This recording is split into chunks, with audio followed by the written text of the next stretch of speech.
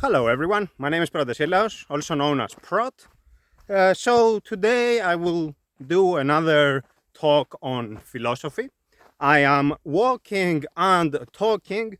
This is the new format that I introduced, I think 2 days ago or 3 days ago, I'm not sure anymore. And the idea is that I will be doing one of my regular walks in nature here in the Troodos mountains of Cyprus. Cyprus is an island in the eastern Mediterranean Sea. So the topic I want to talk to you today about is, this is the working title, but it will also most likely be the final title, is self-importance and elitism. It builds on the video I did last time, the presentation I did, which was about meditation, walking, and acceptance. It would be nice if you could watch that video as well, but you don't have to, because I will just explain the point that is relevant to this talk now. In that video, I talked about the significance, the virtue of patience, because by being patient you are basically able to be in control of your experiences and, among others, to understand yourself better, because you are able to do what you want, what your condition renders possible, and not always go with the currents, with the flow, with the heat of the moment, that sort of thing. Of course, the presentation is 1 hour long, the previous presentation, so I am just summarizing quickly so that we get to the point today. By being patient, eventually you start experimenting with yourself. You start doing different things, seeing what you like, seeing what you can and cannot do.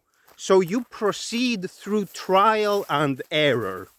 And through trials and errors, eventually you reach a point where you have a sense of what your limits are, what you can and cannot do. You know what your boundaries are, more or less. So there comes a point where you have to accept what you have. You have to accept what is yours and be honest with yourself about it. And say to yourself, not to others, that's another discussion, but to yourself say, this is who I am. This is what I can and cannot do. But you arrive at this point of acceptance after putting yourself to the test. So it's not about complacency. It's not about thinking that what you have is a given without ever putting it to the test. By the way, I can show you a bit the view here. So these are vineyards over here, and behind them you can see some olive trees. So of course the Mediterranean, wine, grapes, olive trees, of course these all go together, right? So I am heading towards another village which is about 5 kilometers from here. I have already been walking for a while. My place is 7.5, I think, kilometers away from this village. So we are en route to that village. Acceptance then is not about complacency. It is about putting yourself to the test, being honest with yourself, remaining open to new experiences and to learning more about who you are, but eventually accepting what you have. Eventually recognizing who you are. And this recognition has a cathartic effect. It heals you basically, because you are now okay. You are now at your natural rhythm. You are now at a point that is stable for you. And you don't get disturbed by trying to chase impossible targets, by trying to be someone that you cannot become. Because when you try to be someone that you cannot become, you will always suffer, because you will always have that mismatch in your mind. You will always notice that what you have and what that is are not the same. So you will always be reminded of that, and it will always keep nagging you. It will be like a niggling injury, like a pain that is always there, and you're like, the whole time you think about it, and your whole world revolves around that pain. It will be exactly like that. If you are always trying to be someone else, if you do not accept what you have, it will be like a constant pain. So you obviously do not want that in your life. You want, of course, to learn from others, to mimic what you think is good, to copy, to adapt, etc. That's perfectly fine. I'm not saying that we should all be original in everything we do, because that's practically impossible. But we should all try to find what our inclinations are and go that way. So this brings me to today's topic: self-importance and then elitism. Self-importance is when we start learning about ourselves, when we start doing stuff that we like, that we enjoy, that we are passionate about, and we start appreciating ourselves. And we are like, okay, I start to love myself now. This is good. I am happy. That's fine. That's perfectly fine. You need to have some sense of respect or love or appreciation, however we call it. You need to have some sense of that regarding what you are doing, so that you can keep doing it. Because if what you are doing, let's say me talking now philosophy, if what I am doing now I think is torture, I won't do it, right? I have to have a sense that this is nice, this is good for me, this is something I can endure, this is something that my every fiber of my being, so to speak, enjoys, wants to do. So if I don't have that feeling, if I am dreading this moment, if I am dreading what I am doing, if I am dreading myself, then of course I won't be able to sustain it. I won't be able to do it. At some point I will be desperate and will try to quit. The same way we try to avoid any kind of pain, right? You don't expose yourself to the pain. You don't want to do that. This is a natural reaction that we have, a natural coping mechanism that we have. We always try to avoid the pain. So that's normal, that's okay. Having then a sense of self-respect, self-appreciation, self-love is good, it's okay. It is what you need to start learning about yourself. Because you need to be, so to speak, invested in what you have. You need to be curious. You're like, okay, this person, so my selfhood, is interesting, but I want to learn more. I want to learn more about this person. Who is this person? Just a second, let me adapt the camera to the sun. The sun is at an awkward angle now, so it's a bit tricky. So who is this person? I want to learn more about this person. I am intrigued. I want to find out more. If you are not curious about yourself in any way, because you don't really love yourself, then of course you don't have that kind of motivation, that kind of incentive, right? In the same way, you don't really care about a stranger. Maybe you are not their enemy, you are not negatively disposed against them, but you also, don't care. As simple as that. So if you are not invested in yourself, if you don't care about yourself, then of course you have no motivation, no interest, no desire to keep learning more. And if you don't learn more, we return to that point of not finding out who you are, not accepting who you are, and then going through that process of suffering because you try to be someone else. So you see how they all connect. Self-importance then is okay. It is good. It is nice to have. We must have it. We all have it.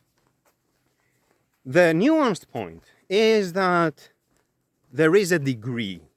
There is a degree to everything where even if it's good, If you take it to an extreme, like if you use a degree that is disproportionate, it stops being good anymore. It stops being benign.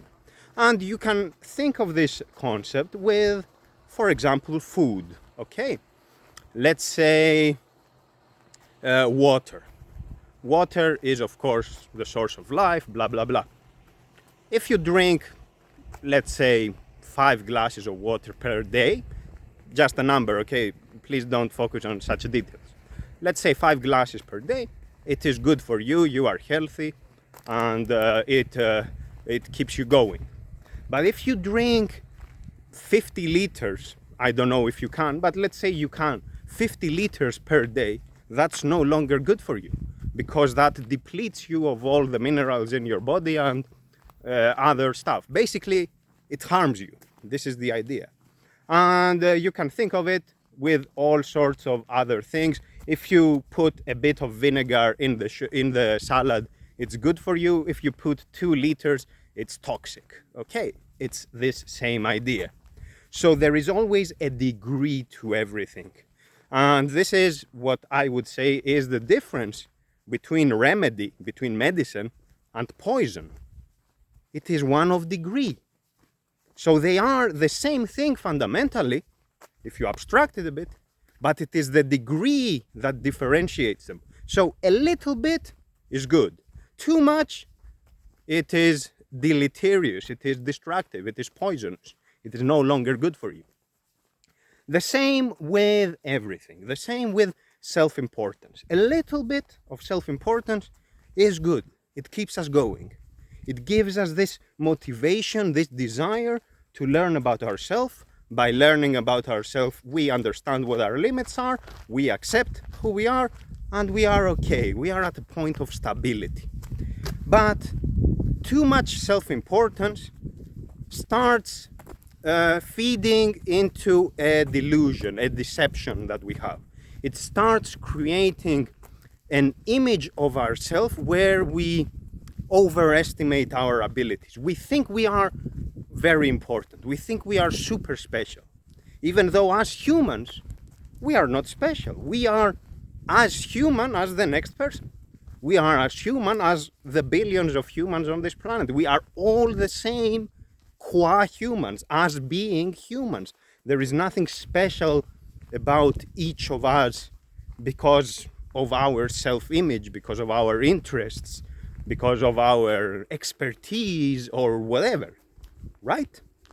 So we are all the same fundamentally. But when we are too invested in ourselves, when we have self-appreciation to an extreme, self-importance to an extreme, we start developing an idol of ourselves. We start developing a false god of ourselves, which is to which we assign too much value, and then we use that to distinguish ourselves from others. Basically, we think we are special. And when we think we are special, we start behaving in ways that lead to self-fulfilling prophecies and which create trouble. Let me be concrete here, because maybe I am too abstract now and you don't quite get what I mean when I say this idol, this cult of personality, this self-cult, okay? So let's be concrete here, what I have in mind. Let's talk about myself. I am doing philosophy. I am talking to you about something that I consider very important, okay? I am invested in this. I like it. I do it and I can keep doing it, let's say for hours on end. It doesn't tire me. It doesn't exhaust me. I don't feel any kind of pressure, any kind of suffering from this. It's something that I really, really like. So I think that this is important. I think that philosophy is important because it has something to teach us. It helps us aspire to our highest. It has all those benefits the way I see it. Okay? So I think it is important. But the question is my thought of it, is the value I assign to it, so this importance that I have in mind, is it shared? Do other people feel the same way? And I think the answer is negative. I think other people value other things because to them they are more important. For example, let's use this example. Compare me or anyone, any philosopher or intellectual or whatever, compare me to, let's say, a social media influencer. So we have this influencer, a very pretty person, a beautiful person. Okay, beauty is in the eye of the beholder, and I am not in favor of the conventional beauty standards, but let's keep it simple, okay? So we have this very beautiful person. This is a person who has lots of friends. Some real friends, let's say they have 5 real friends, but also a wider circle of, okay, good friends. So they have an active social life. They go from one party to the next. They live life to its fullest potential, let's say. So they enjoy every moment. They are happy. They are having a good time. So compare that to me. I have no friends. Either they are married or they are in a different country and so on. I have no social circle. I have no social activities. Okay, so for me this is a very different world. If I put too much value to what I am doing, I will start feeling insecure about this influencer. And I will try to downplay what the influencer has relative to what I have. So I will try to make myself look better. So I will say, for example, like, okay, but you are not sophisticated. You haven't thought things through. And basically, you are just going with the flow. You are not in control. So I will say things like that, okay? Things that I could say. But are those correct? Does it really matter to that person? Because if that person is invested in themselves, has this self-appreciation, which is not extreme, does it really matter how they arrive at that state? Does it really matter what exactly contributes to the sense of self-appreciation? Because what I am saying now, this self-appreciation, is a concept that I have understood and I am now reflecting on. But there are many things in life which we don't need to understand in order to do. There are many things that we do instinctively, let's say, but we don't really think about. And that's why when I am telling you about something, you are like, okay, this is obvious. Of course it is obvious. Everything is obvious because we are already doing it. The difference is that now I am also talking about what we all do. That's basically what philosophy is about. That we reflect on something that is already there. We are not placing it there. We are not creating it out of nothing. It's already there. And we are just spotting it. And we are like, hey, look, there is this. Okay? So the influencer rather has self-appreciation. The way I have self-appreciation, the way you have self-appreciation, the way everyone has to a degree, or should have, let's say, to a degree. If I am then defensive about it, I will try to downplay this influencer. And I will say, oh, this and that. Whereas I am sophisticated. I am the philosopher. Okay? And I will try to boost my ego. But this is just boosting my ego. This is just a narrative that I am spinning to make myself look good, to justify what does not need to be justified, to justify what does not withstand rationalization.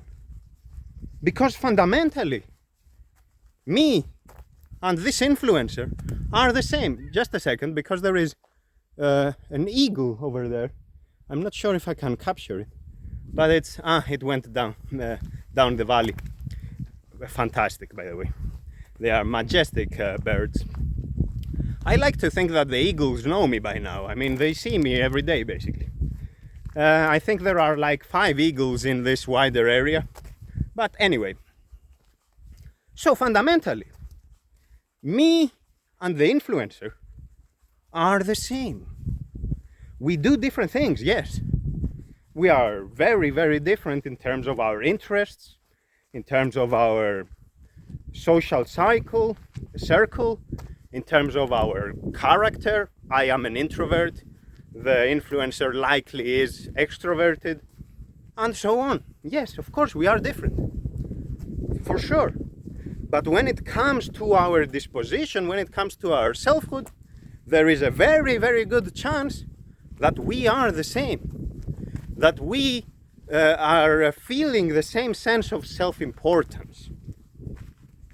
So if I am defensive, if I have assigned too much value to myself, I run the risk of committing the error of elitism. The error where I think that I am special and everybody else is not special. The error where I think that I am a higher level human being. I have reached the heights. Okay, I have reached the great heights. Whereas the influencer or the masses, this is a term, a very presumptuous term, the masses, wow. Whereas the masses have not reached those heights. So I am up there and they are down here. And this elitism feeds into, it turns self-appreciation into self-deception, because you are no longer checking in with reality. You are no longer performing any kind of reality check.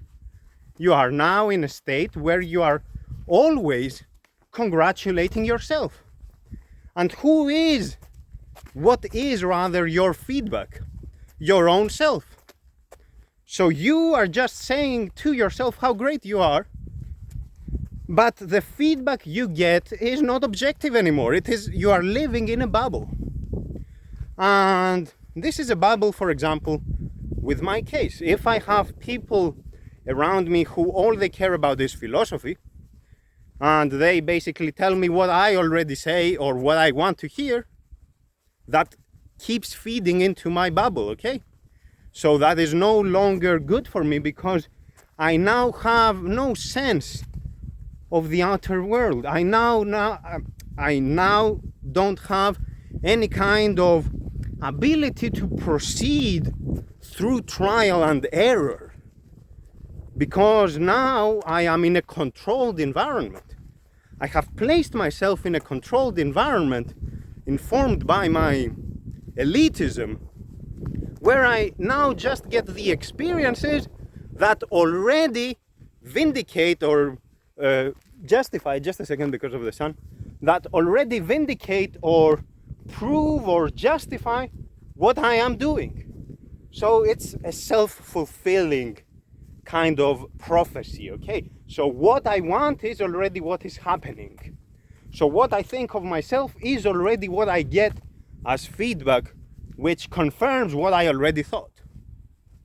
So that is a very, very tricky situation. We understand this, again, to be practical. We understand this, for example, with the idea of the nerd. And now I am using the term to mean someone who is very passionate about something and who basically does not want to talk about anything else. So let's say you are sitting on a table. Let's say it's a holiday season and you are sitting there with your family. There are relatives you haven't met in years, and they are like, "Hey Prot, what are you up to these days?" And you are now a nerd, okay, you have now found this topic and you care about it so much that you don't really want to speak about anything else. So you are like, oh, I have this passion, let's say Emacs. I have discovered this program. It is absolutely amazing. It is basically the best thing ever. And your relatives don't care. And they are like, they want to change subject, but you keep talking about it. And you're saying, well, you have to try it. It's absolutely amazing. You can do programming, you can write prose, you can check your agenda, do emails, this, that. And the others have already checked out, they pay no attention. And you keep talking on your own. To you, this is super important. To them, it makes no sense whatsoever. They don't care at all. So what happens when you are a nerd in this sense? You will surround yourself with other nerds. That's okay in a basic sense. We all need to have shared interests. But if that is your only stimulus in life, you are no longer allowing other people into your life, other ideas, other experiences. You just discovered something, you elevated it to a status of super importance, you exalted it to this special status, you placed it on a pedestal up there, made it unreachable, and now everything you do revolves around that. You are basically always paying tribute to this false god that you have set up there. And what happens then is that you are no longer able to know yourself. You are no longer able to be in this state of trial and error, in this state of acceptance. Because acceptance is not static. Knowing yourself is not static, because you are not just a constant. You are a variable. You are a variable that is one factor in a multitude of factors of a specific case. Basically, you are informed, influenced, conditioned, or otherwise determined by your context, by your environment, by the situation, by the different experiences, the knowledge that you have accumulated through the concatenation of those experiences. To claim that you are exactly the same, like I was the same at 10 years old, at 20, at 30. This is not true. And if you have that impression, you are simply prioritizing, you are simply dogmatic in favor of an image of you that you don't want to let go of. An image of you that you have assigned too much value to. For example, let's say my 15-year-old me. If I think that this is just who I will always be, I will always be defensive. I won't want to do something new. Concretely, 15-year-old me didn't care about philosophy. 15-year-old me only cared about running after a football. I was a football player. That's all I cared about. I didn't care about school. I was rebellious and unruly. I didn't care about intellectuality in general. I thought it was silly. Like, why are you even talking so much? I mean, okay, let's go and do something. Let's go and play ball. Okay? So if I had this idea that I cannot be open to any other experience, and this is what I have to do absolutely, I would have precluded current me. So old me would have preempted current me. Old me would have killed, let's say, current me before I would even come into being. So this is the idea of elitism and this sense of being a nerd in the negative way, of being obsessed about something very specific that we have. And this is how it leads to self-deception, to a dogma of selfhood, where we now obstinately defend what we have. And this connects to the point I have made in many publications, videos, writings on my website. protesilaos.com, by the way, is my website. The point about non-ownership, which the word in Greek is aktisia. Aktisia, one word, aktisia. So non-ownership. Non-ownership basically means that we accept that what we have is situationally ours. It is a coincidence that it is ours. What I had at 15 years old as a narrative of selfhood was influenced by my environment, by my experiences at the time. Similarly, what I have now is again influenced, informed, conditioned, determined by the experiences I have had in the meantime, in the years between then and now. Now I am 34, by the way. So both are senses of self, but they are different. So I didn't own that one in the sense that it went away. In the sense that I was basically using it, but not controlling it. I couldn't really make it myself and determine it.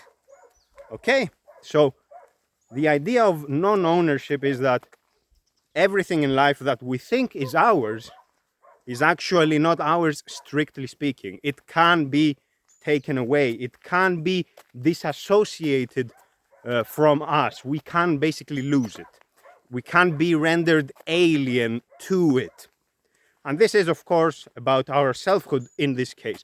We can be rendered alien to our sense of self because our sense of self is not static, not predetermined. It is variable. It depends. It is relative on a number of factors. It is contingent on the specifics of the case, of the factors in their given interplay. So, we have self-importance, we have elitism. When we are measured in our disposition, when we assign value to what we do, when we enjoy what we do, when we like what we do, when we love ourselves, but we don't go to an extreme, then we don't commit the error of elitism. Then we are okay. But what does this mean in practice? In practice, this means that we remain open to new experiences. We remain open to the possibility of learning more about who we are, or even the possibility of refashioning ourselves, the possibility of rediscovering who we are, or remaking who we are, given, of course, the constraints of our nature. For example, I cannot remake who I am and be a completely different character. Okay, there is some constraint there. I can only be introverted. Okay, but there are aspects that I can work on, aspects that will change my experiences in life. For example, I don't listen to pop music, but I meet someone and they are telling me that they enjoy pop music, and they send me some links to listen to this pop music. My immediate reaction is to say that I don't like it. Obviously I don't like it, because if I did like it I would be listening to it. But I say, oh, I don't like it, sorry. But because I do not assign too much value to what I have, because I do not make myself special in any kind of way, I have this disposition of remaining open. I have this open-mindedness, as we say. I have this willingness to question whether what I have is actually right for me. I have this eagerness to perform a reality check and to either confirm that what I have is benign for me, or maybe to learn something new, to bring another person or another set of interests and ideas into my life, to enrich my life. So I start listening to this pop music again and again and again, and eventually I will be in a better position to judge if it is appropriate for me. And maybe I will say, yes, this is good, this is okay. I didn't like it at first, but I was just being reactive. I was just, it was a knee-jerk reaction. I didn't pay the attention I should. It was just my inert self, so to speak, trying to preserve what it had. But now that I am consciously making an effort to remain open to this new experience, now, yes, I can see it. I can see that this is okay. This is good for me. So I can bring it into my life. So this is the idea. The village is around the corner, but I don't want to get there. We are already approaching the first houses. Maybe I can show you. By the way, this road is basically collapsing. So they have closed it off. This is an old road. The actual street is over there, the main road. But let me show you. This is the winelands, by the way. There are lots of vineyards here, and of course it's now the season is over. They have already foraged all the grapes. Let's just see if I can just show you the first villages. We don't have a great view from here because I am at the level of the village, but maybe I can show you the first houses, and then we can okay, so you see, basically. So let me get back. I'm not going actually to the village. I am just finding an excuse to do this video, and maybe I can also show you a view of where I will be heading.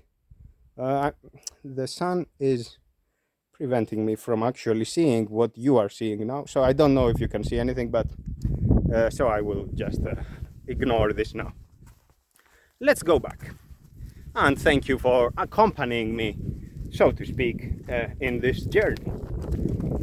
So I am bringing this new experience into my world. I am now listening to pop music, whereas before I didn't, and this opens new horizons. Okay, of course it's just an example. I'm not saying that if you listen to pop music it's opening new horizons, okay, but I mean that trying to experience stuff that you normally don't experience. Try to get out of your comfort zone, and this is a very tricky concept, the comfort zone, because sometimes, I have said this before, sometimes our comfort zone is not really comfortable. We think it is comfortable because we don't try new things. We are insecure and we always are on the defensive. If someone is out there, we always try to belittle them so that we feel better. Like me, for example, trying to belittle this influencer that I used in the example before. So if I do that, I am basically insecure. But I am masking it as elitism. In truth, I am insecure, but I pretend to not be insecure. I pretend to be the best. I pretend to be super special when I am not. So the comfort zone is basically the assortment of experiences and beliefs that we have that we never disturb. We never question. And we are like, this is my comfort zone, when in truth we are saying, this is my dogma. This is basically what I am used to. This is basically the devil I know. So this is something we want to avoid. This is a trap. We want to have, of course, I'm not saying that we should be in a constant state of revolution, as it were, a constant state of unrest, of trying to unsettle everything that we have. It is about maintaining a balance. There are some things I know, but I remain open to the possibility of knowing new things. So if something is outside my comfort zone, but is in a way that it is not really threatening to me, it is not really upsetting me, then I will do it. Okay. Let's say, for example, concretely, I am an introvert, okay? So I don't like being very close to people. But if someone comes close, I will be, okay, it happens. What can we do? I won't be in a panic mode right away. If I have to go to a party, which I would rather avoid, I will go and I will be relaxed about it. Okay, it's a new experience. I will give it a try. Why not? Okay. The worst thing that can happen is that I will be a bit awkward. So what? Nobody cares because they are all drunk at the party anyway. So you see what I'm saying? What I'm saying is that we don't want to assign too much value to ourselves.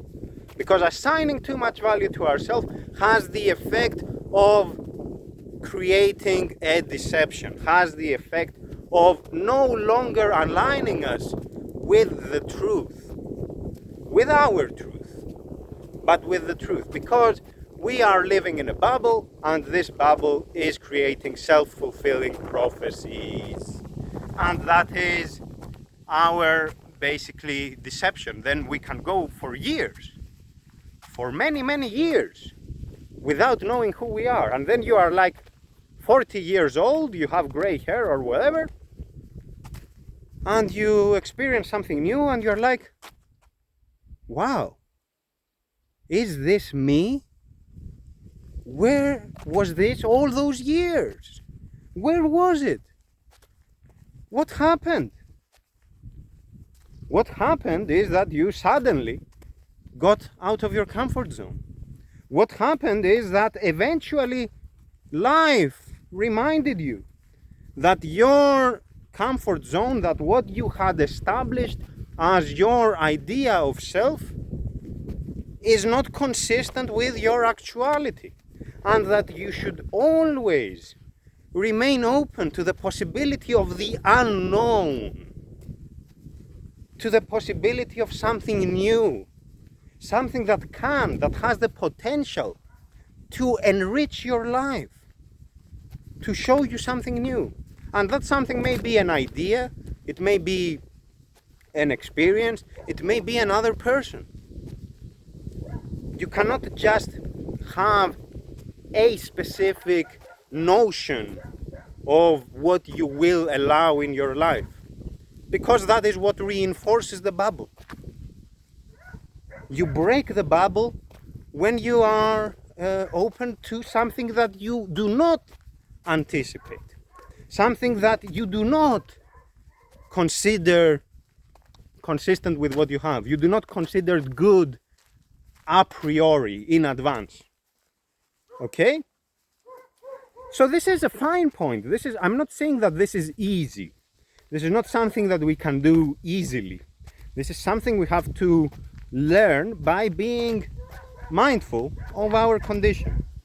When we can start doing this by reflecting on our behavior. And that's why I use the example with pop music, because it is something that you can understand. When we are in situations where something like this happens, if we reflect back on them, we will see that we were on the defensive, that we were basically being dogmatic, and we are like not giving another chance, not giving rather a chance to the other person or to this other experience to enter our life.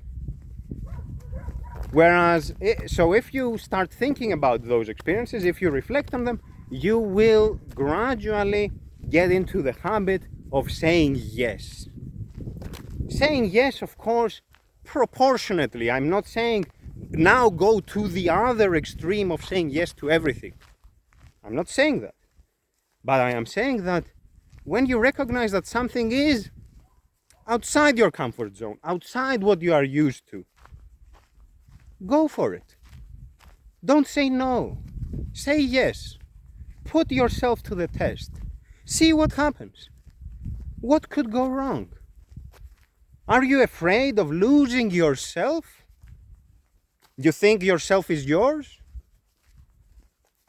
When we let go of this notion that our self is ours, our self is a constant, a whole new world opens around us. We can see all those horizons. They stretch as far as we can observe, as far as the eye can reach, and they go beyond that. We know that they are limitless, they are boundless. But when we want to preserve what we think is ours, we develop tunnel vision. We say, oh no, I don't want to see beyond that. I just want to see, my thing. I don't want to see further than that. So our self-importance becomes a false evaluation, basically. It becomes a false estimate, a false way of seeing at things, of seeing the world, of looking at things.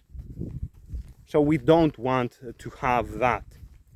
And this is something that you can only do, again, through trial and error, but it's something that you have to get into the habit of doing. You can, at the end of the day, let's say, you can reflect on your experiences and try to think, was there any moment where I was dogmatic in this way? Was there any moment where I was unnecessarily defensive? Like I didn't give the other person the chance, or the other experience the chance, where I just wanted to cling on to what I have and to keep it up there, exalted as it is. So if you start recognizing those patterns, you will gradually learn to overcome them, to avoid them. And by avoiding them, you will be a more rounded person. You will enrich your life. And you will no longer be insecure. You will no longer feel the need to justify yourself for everything. You will no longer feel the need to explain what it is that you are doing, but you will also no longer have this misplaced sense of significance in what you are doing, this misplaced apostolic duty that we think we have for whatever it is that we like. Oh, I have this duty to teach the world philosophy and to liberate them from whatever falsehood. Oh, I have this duty to spread the word about, I don't know, Emacs or whatever, or free software, or I don't know what it is that I am passionate about, what it is that defines me. And you become a fanatic of your own idea. And fanaticism never is good. It never is good. Because you take an idea and you think it's all that matters. But the world is about diversity.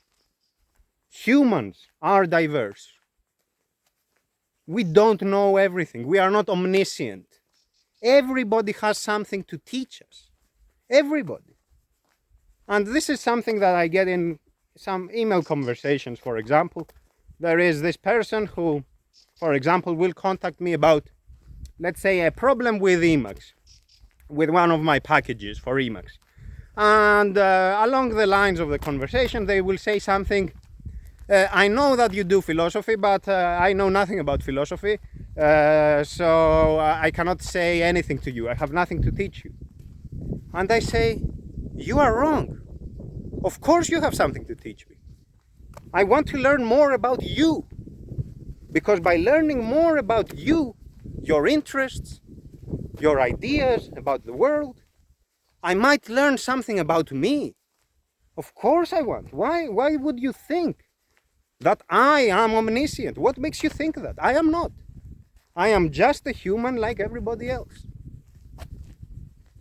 But if I have this idea that philosophy is the be-all, end-all, and if I think that I am super important, I will no longer say that thing to the person. I will just be arrogant, right? I will just be elitist. I will say, of course you have nothing to tell me because I am the best. Whereas you are not good. Get away. You see what I'm saying? You see how fanaticism, how an aggrandized sense of importance creates a bubble and makes us lose touch with reality, with the diversity of this world, with all the different kinds of experiences that exist in this cosmos. And maybe I can show you the village now from here, but let me go just to the corner over there so you can see it. So we have all those experiences, but we develop tunnel vision and say, oh no, I only want this. Like the child that has one specific toy and will not play with other toys. But when the child eventually gets those other toys, they are like, now I like those toys better. Of course you do, but you were just being dogmatic basically about your previous toy. It's the same idea. I don't know if we can see it very well. It's not a great view. Maybe I can go to the mountain on the other side and I can show you the village from there. So this is what I have for you today, folks. This idea that yes, self-importance, yes, we want to love ourselves, yes, we want to know who we are. But knowing who we are involves being in the world, learning new experiences, remaining open to the possibility of knowing. You don't just know yourself. You discover and rediscover. You learn, unlearn, and relearn. So just there is some vehicle that is coming. Let's just stay on the side of the road. Yeah. So of course, sorry, I stepped on something. Just have to take it off. Okay. So you relearn, relearn yourself. You don't just discover it once and that's it. Like, oh, I know who I am since I was 15 or 18 or whatever. And now I will remain in this little shell and I won't do anything. I won't look left or right. I won't remain open to any kind of experience. No. Knowing yourself means knowing the world, learning about the world, remaining open to the possibility of letting go. Letting go of who you are. Letting go of who you are in order to find who you are. Getting lost in the world and paradoxically discovering a special someone. You. That's all for today, folks. Thank you very much for your attention. Please don't be elitist. Please don't assign too much value to what you have. Please keep a window open to this possibility of the unknown. Let the light of the unknown flood into the room from that specific window. And who knows? Maybe you will learn something new. Maybe you will discover something that will surprise you. And you will be like, it surprised me, yes. I didn't know this was me. I didn't know I could do this. But lo and behold, you can. This is you. Take care, folks. Thank you very much for your attention. And thank you for accompanying me, as it were, in this excursion. Now I am on my way home.